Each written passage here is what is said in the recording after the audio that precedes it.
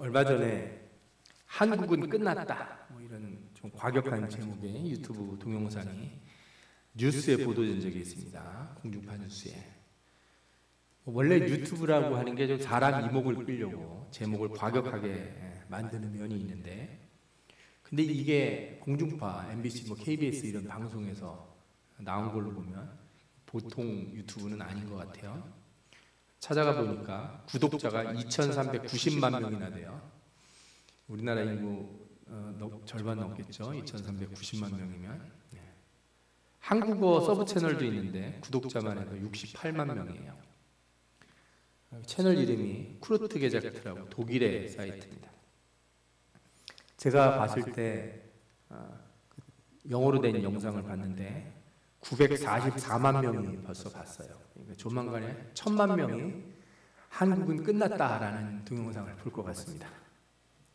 이 영상이 무엇이냐? 우리나라가 출산율 감소로 인해서 인구가 줄어드는데 그 문제를 지적을 해요. 한 1년 전에도 이 문제를 지적한 적이 있었는데 다시 좀 새롭게 지적을 합니다. 그래서 어떻게 되냐? 35년이 지나서 2060년이 되면요, 우리나라 인구에서 1,600만 명이 줄어들 거라고 합니다. 노동인구가 전체 인구의 절반 이하가 되는 거죠. 그리고 전체 인구의 절반이 65세 이상인 거예요. 그러니까 길거리 나가면은 절반은 다 65세 이상 이렇게 되는 거예요. 그리고 5살 미만의 5살 이하의 어린이가 전체 인구의 1%밖에 안 된답니다. 저도 요즘 엘리베이터에서 아기를 보면은 너무 감사하고 그 부모들한테 고마운 거예요. 이렇게 아기 키우느라고. 뭐 저희 집에서 쿵쿵거리는 소리가 좀 들릴 때가 있는데 저는 얼마든지 참을 각오가 되어 있습니다. 아기를 낳아서 길러주는 것만 감사한데 거기 가서 애들 보고 뛴다고 말하는 거는 안 될 것 같아요. 그러면은. 문제는 또 뭐냐면요, 이렇게 인구가 줄어들어서 2060년이 되기 전에 2060년 이렇게 돼서 65세 이상이 절반이 되기 전에 그보다 한 10년 전이 2050년 정도 되면은 국민연금이 바닥이 나요. 노인들이 더 이상 연금을 탈 수 없습니다. 그러면 나라가 국채를 발행하든 돈을 찍어내든지 뭐 이래야 되는데, 이러면 이제 무슨 문제가 생기는 거 아시죠? 인플레이션이 생길 거예요. 그래서 노인들이 직장을 찾아야 되는데 그 정도 수준이 되면 나라 경제가 어려워져서 노인들이 일자리를 찾는 게 너무 어려워질 거라는 거예요. 이래서 이런 인구 절벽이 경제적, 문화적인 문제들도 만들어내고, 그 유튜브에서 뭐냐면 더 이상 그 K-팝도 없고 한국의 그 맛있는 음식들, 떡볶이 뭐 이런 거 못 먹게 될지 모른다. 한국이라는 나라의 특별한 문화가 없어질지 모른다. 제 생각에는 아마 대부분 집에서 아이 소리보다는 고양이나 강아지 소리가 더 많아질 거고, 대도시를 제외한 시골 이런 마을들은 빈집들에 다 야생화된 개나 고양이가 차지를 하지 않을까.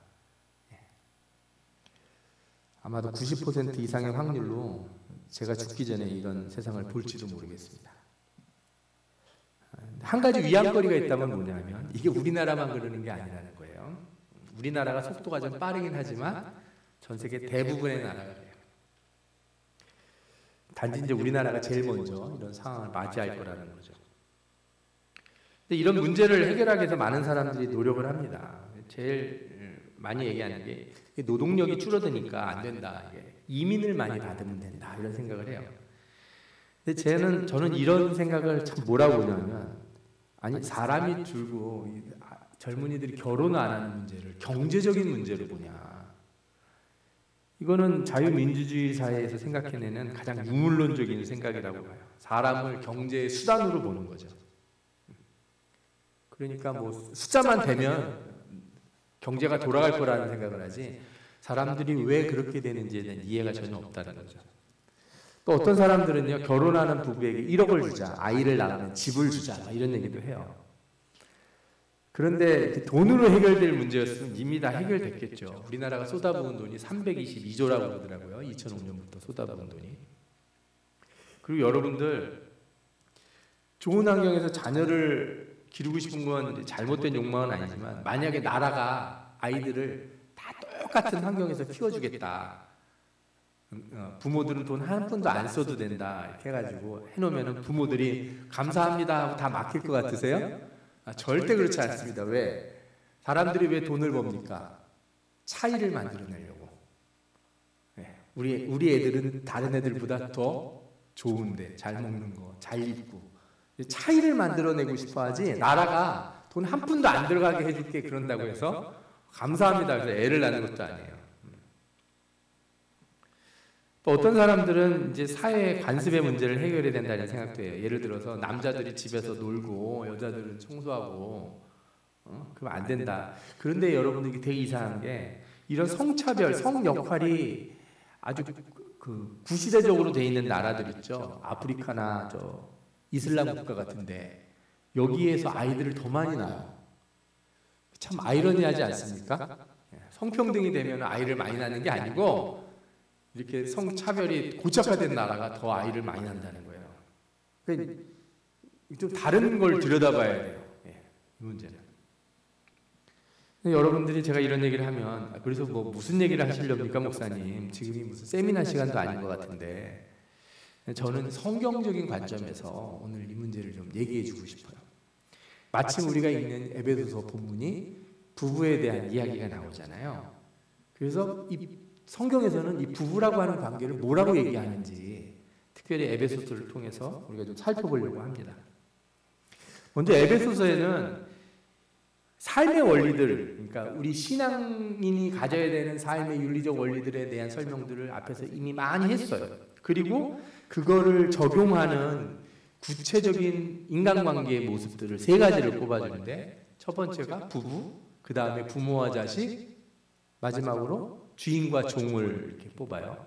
예를 들어 이제 부부나 부모와 자식 관계는 지금도 뭐 분명히 비슷하지만 주인과 종의 관계는 현대적으로 얘기하면은 직장 관계, 그죠? 직장에서 상사와 뭐 종업원 아니면 사장과 종업원 뭐 이런 관계를 얘기할 수도 있죠. 이 순서가 되게 의미가 있는데 바울 서신에는 항상 이 순서로 얘기를 해요. 골로새서와 에베소서가 특별히 이걸 이렇게 다루는데 부부, 부모와 자식, 그리고 주인과 종 이렇게 나와요. 그러니까 무슨 얘기냐면 사회의 모든 이 제도의 근간이 뭐예요? 부부예요. 부부. 이게 되게 중요해요. 근데 유교적인 관점에서는 뭐에서 시작을 해요? 상하관계에서 출발해요. 부모와 자식, 왕과 신하, 스승과 제자 이런 상하관계를 사회 구조의 기본으로 삼는데 성경은 그렇지가 않아요. 성경은 사회의 모든 이런 관계의 가장 원초적인 모습이 뭐다? 부부관계다 이렇게 정의를 해요. 그러면 어떻게 얘기가 되냐면 부부관계가 잘못되면 사회가 어떻게 돼요? 사회가 엉망이 된다. 이게 성경에서 말하는 원리예요. 이거를 여러분들이 일단 받아들이셔야 돼요. 이거를 나는 도저히 그렇게 받아들일 수 없다. 내가 뭐 와이프나 내 남편이랑 어떻게 사는지가 이 세상에 무슨 문제를 주냐? 아니에요. 잘 생각해 보시면 이 성경의 원리가 맞다라는 생각이 들어요. 방금 앞서서 제가 한국은 끝났다 이 얘기하면서 말씀드린 이 문제의 핵심이 뭡니까? 결혼을 안 하는 거고 부부관계의 모습이 제대로 되어 있지 않다. 이런 원인들을 여기서 찾지 않습니까? 그래서 저는 성경적으로 봤을 때 이 사회 문제를 해결하려면 어디서부터 출발해야 되냐? 부부의 관계, 그러니까 남자가 여자를 만나서 한 가정을 이루는 이 시발점에서부터 우리가 접근해 나가야지 이 문제를 해결할 수 있다. 물론 뭐 경제적이고 여러 가지 문제들은 세상 사람들이 잘 할 거예요. 교회에서 신앙적인 관점에서는 여기서부터 출발을 해야 세상의 바른 변화를 이끌어낼 수 있다. 말씀드릴 수가 있습니다. 그래서 여러분들 잘 생각해 보시면 부부 생활이 행복하지 못하고 자녀들이 행복한 부부 생활을 못 봤어요.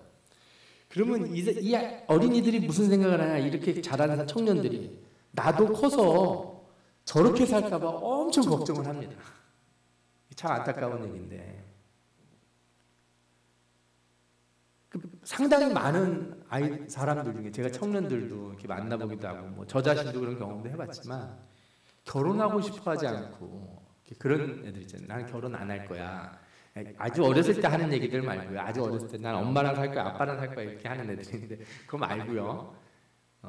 그래도 나이가 어느 정도 먹은 다음에 한 20대 이렇게 됐는데 자기는 평생 결혼 안 하고 살고 싶다 하는 사람들의 얘기를 들어보면은 이 사람 특징들이 있어요. 집안 얘기를 잘 안 해요. 부모 얘기를 잘 안 해요. 행복한 가정 얘기를 잘 안 해요. 자신들이 행복하고 엄마 아빠가 사는 게 그렇게 행복해 보였다면 대부분의 사람들은 뭐라 그래요? 나는 빨리 결혼해서 나도 행복하게 살고 싶다. 애기들도 낳고 이렇게 살고 싶다. 부모가 자녀를 양육하는 데 있어서 얼마나 행복한지를 아이들을 낳아서 키우는 게 너무너무 행복하다 이렇게 가르쳐야 되는데 내가 너 키우느라고 내가 아주 죽을 고생을 하고 아주 뼈가 부서지게 내가 내 이 젊음을 다 날렸다.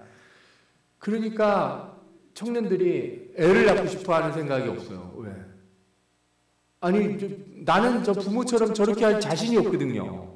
인생을 갈아넣어서 뭐 먹고 싶은 거 하나 못 먹고 여행 한번 가보지 못하고 입고 싶은 거 못 입으면서 나한테 그렇게 했다는데 부담 엄청 오죠. 그럼 나도 그렇게 해서 애를 길러야 되나 과연. 그러니까 이 사회의 가장 큰 문제 중에 하나는 어떻게 하면 행복한 부부 관계를 맺을까를 못 배우는 데 문제가 있어요.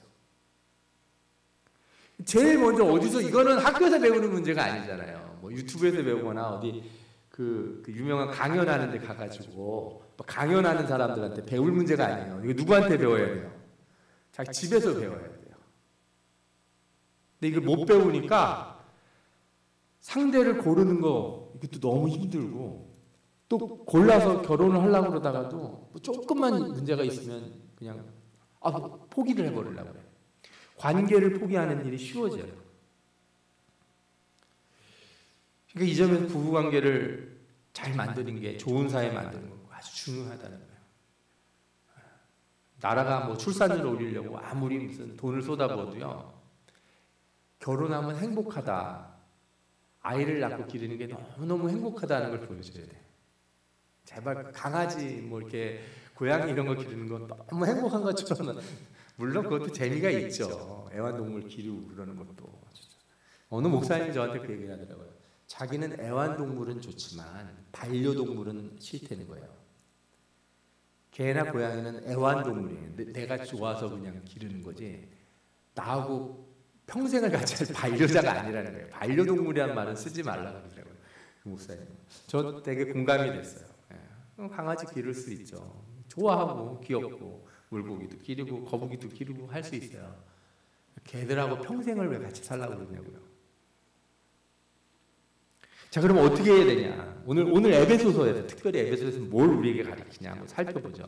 먼저 이제 여러분들이 뭐 어쨌든 간에 가정을 행복하게 만들려면 사랑이 있어야 되지 않겠습니까? 하나님 우리를 사랑하실 같이 우리도 서로 사랑하자. 이게 모든 관계의 원칙이에요.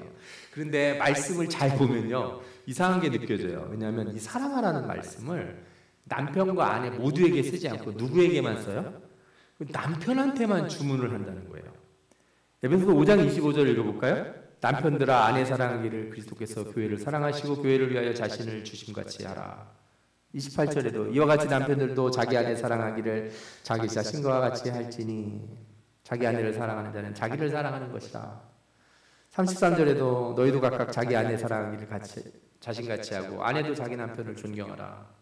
골로새서에도 뭐라고 나오는지 아십니까? 남편들아 아내를 사랑하며 괴롭게 하지 말라. 그래놓고 아내들한테는 다 뭐라 그랬냐면 아내들에게 복종하라, 존경하라 이렇게 얘기해요. 보면서 아내들은 남편을 사랑 안 해도 된다는 말인가? 그리고 사랑하라는 말은 좀 쉬워 보이고 복종하라는 말은 좀 어려워 보이잖아요. 성차별 아닌가? 이거 옛날 이런 거 아닌가? 근데 여러분들이 아셔야 되는 게 여기서 성경에서 남편에게 아내를 사랑하라고 할 때 이 사랑이 남녀의 사랑을 얘기하는 게 아니에요. 아내를 여자로 대해서 사랑하라는 뜻이 아니에요. 찾아보면 아가페라고 나와요. 사랑하라는 단어가. 하나님이 우리를 사랑하신 같이 사랑하라. 남편이 아내를 사랑하는 건 남자로서 여자를 사랑한다는 그런 의미가 아니에요. 그런 감정적이고 정욕적인 사랑을 의미하는 게 아니라는 거예요. 하나님이 우리를 사랑하심 같이 사랑하라는 거죠. 그럼 하나님은 우리를 어떻게 사랑하셨습니까? 독생자 예수 그리스도를 주시기까지 사랑했어요. 가끔 이 삼위일체 하나님을 잘 이해 못하는 분들은요, 하나님이 본인이 내려가시지 아들을 시켜. 그죠? 아니 십자가에 죽기까지 사랑하고 싶으면 본인이 내려가서 하시면 되지 왜 하나뿐인 아들을 시켜가지고 거기 가서 십자가에 달려 죽게 하시고 본인은 하늘 위에서 이렇게 내려다보시냐, 이런 생각을 하는 분들이 간혹 있어요. 이제 성경을 잘 모르니까, 교리를 잘 모르니까. 근데 삼위일체 하나님은 사랑으로 하나 되신 분이에요. 한 분 하나님이세요. 그러니까 예수 그리스도의 죽음은 그 누가 십자가에 달린 것과 똑같으냐? 하나님이 십자가에 달린 것과 똑같은 거예요. 그래서 이것을 지적한 몰트만이라고 하는 신학자가 있는데, 이분이 쓴 책이 십자가에 달린 하나님, 이런 제목이에요. 이런 내용이 나와요. 아들은 죽음을 고통당하며 아버지는 아들의 죽음을 고통당하신다. 여기서 아버지가 당하시는 아픔은 아들의 죽음만큼 큰 것이다. 아들이 당하는 아버지의 상실은 아버지께서 당하시는 아들의 상실과 상응한다. 그리고 하나님께서 예수 그리스도의 아버지 되신다면 아들의 죽음에서 그는 그의 아버지 되심의 죽음을 고통당하시는 것이다.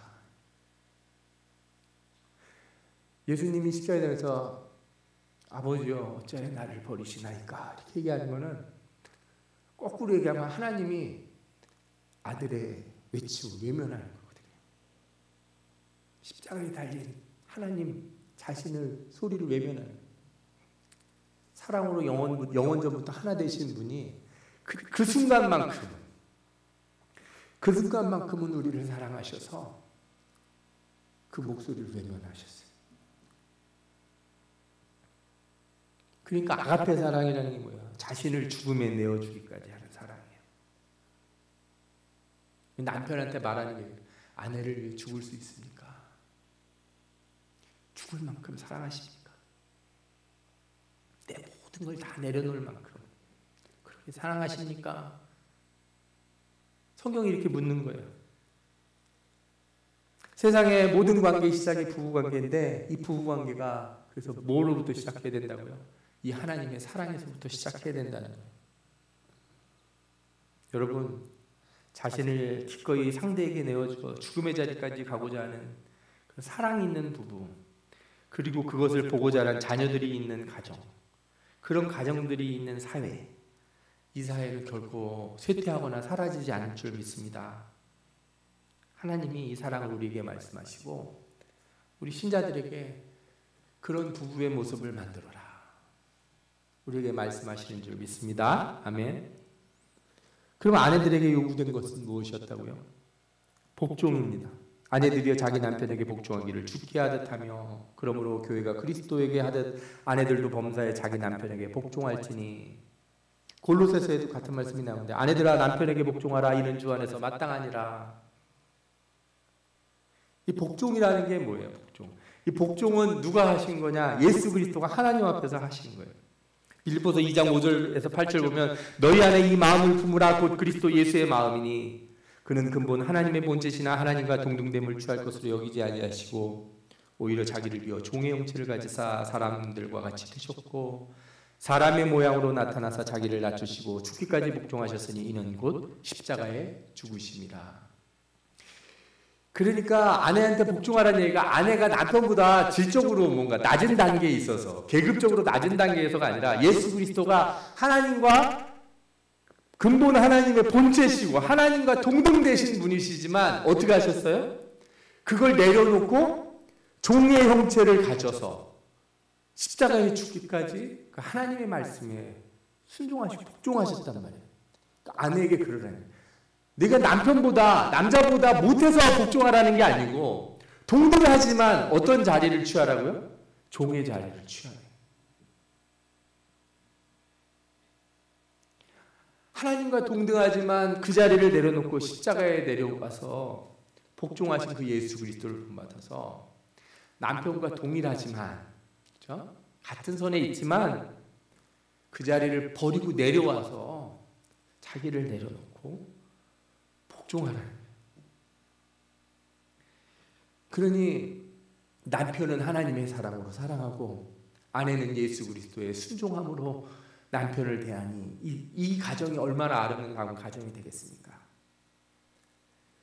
이렇게 만들어지는 부부 관계에서 얼마나 아름다운 가정이 만들어지겠어요? 그래서 성경이 이렇게 해서 형성되는 부부 관계를 뭐하고 연결지는지 아십니까? 이걸 교회하고 연결을 줘요. 이게 교회라는 거예요. 여러분, 결혼한다는 건 뭐냐면 개척하는 거랑 똑같아요. 교회를 세우시는 거예요. 교회를 세우시는 거.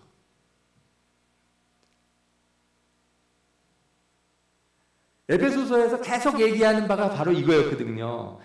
에베소는 예수 그리스도를 머리로 그의 몸이 되는 구원의 경륜을 여러 가지 측면에서 얘기하는데 하나님의 은혜와 그리스도의 대속은 우리를 하나님이 거하실 성전이 되도록 성령이 그리스도 예수 안에서 지어가신다 이렇게 말씀하셨어요.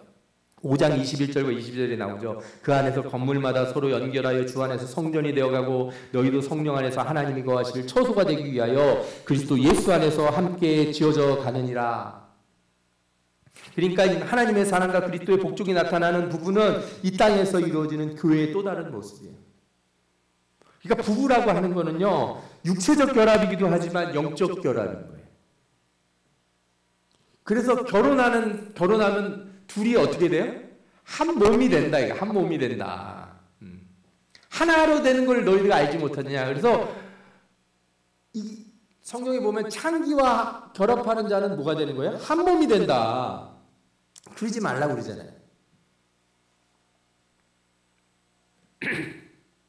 여러분들이 이 아내와 남편이 하나 되는 것이 교회를 만든다고 생각하면은요, 오늘 말씀을 다시 읽어보면 이해가 정말 잘 되실 거예요. 22절부터 한번 다시 보세요. 22절부터 천천히 한번 읽어보세요, 여러분들이.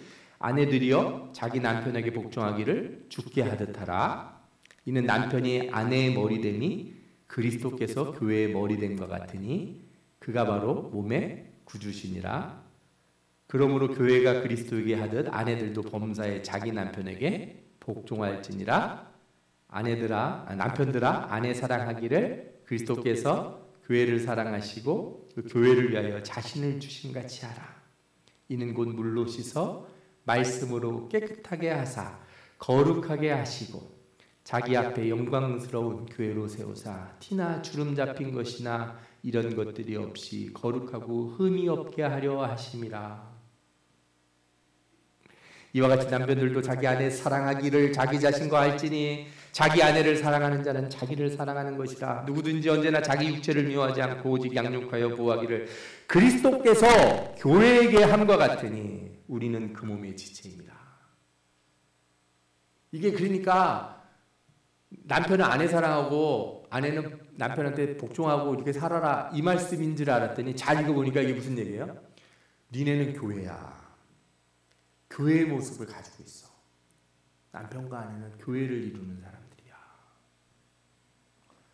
그리스도가 교회를 위해서 자신의 몸을 주신 같이 그렇게 사랑하고 성도들이 그리스도의 머리 되신 몸의 지체가 되듯이 그렇게 몸의 지체가 돼서 머리에게 복종하듯이 복종하라는 거예요.